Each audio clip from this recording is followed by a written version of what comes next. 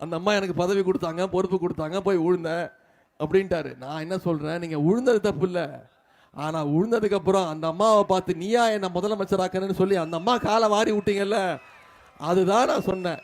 இப்போ நாம அமைதியாயிடுவோம். ஏன் தெரியுமா, இப்போ சசிகலாமா உள்ள கேமுக்கு வந்துட்டாங்க, போட்டிக்கு வந்துட்டாங்க, அவங்களும் களத்துக்கு வந்துட்டாங்க.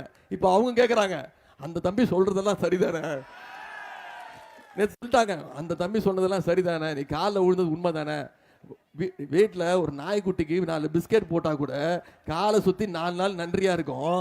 இதெல்லாம் நான் சொல்லலை, அந்த அம்மா சொல்றாங்க. இப்போ அந்த அம்மா கேட்குறாங்க, இப்போ அந்த அம்மா கட்சியில் சேர்த்துக்கோங்க பாப்போம்.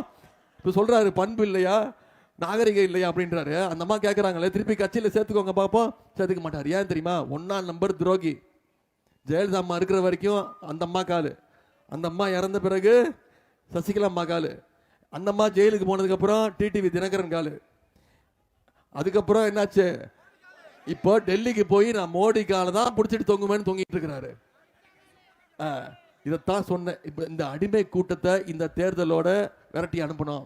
திரு எடப்பாடி பழனிசாமி அவர்கள் நீங்க பார்த்துருப்பீங்க, எல்லா இடத்துலையும் 2 விரலை காட்டி ஓட்டு கேட்கிறாருல.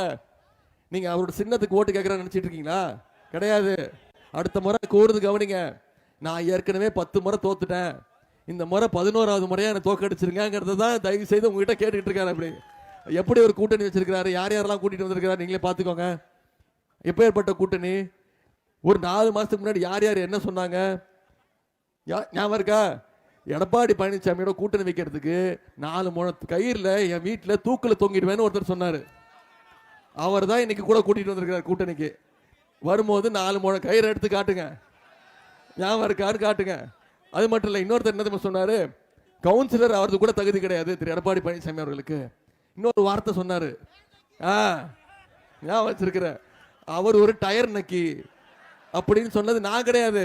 இப்ப கூட்டணி சேர்ந்திருக்காங்கல்ல, இவங்க எல்லாம் சேர்ந்து சொன்ன வார்த்தைகள். இவங்கெல்லாம் தான் நீ கூட்டணி வச்சிருக்காங்க. இந்த கூட்டணியை இந்த தேர்தலோட அமுச்சு விட்டுருங்க. செய்வோமா? இன்னைக்கு தேதி என்ன, 12ஆம் தேதி, ஏப்ரல் 23ஆம் தேதி தேர்தல். இன்னும் நம்ம கையில 12 நாட்கள் இருக்கு. உதயநிதி வந்தாரு, பேசினாரு, திட்டங்களை பத்தி சொன்னாரு, சாதனைகள் சொன்னாரு, என்னென்ன வாக்குறுதிகள் கொடுத்துருக்கிறோம் சொன்னாரு. கூடணும் கலைஞ்சு போயிட்டோம் அப்படின்னு இருக்கக்கூடாது. அடுத்த 12 நாட்கள் நீங்க அத்தனை பேரும் முடிவு பண்ணிட்டீங்க, உதயசூரியன் சின்னத்துக்கு வாக்களிக்கணும், ராஜாக்கு வாக்களிக்கணும் அப்படிங்கறத நீங்க முடிவு பண்ணிட்டீங்க. கரெக்டா?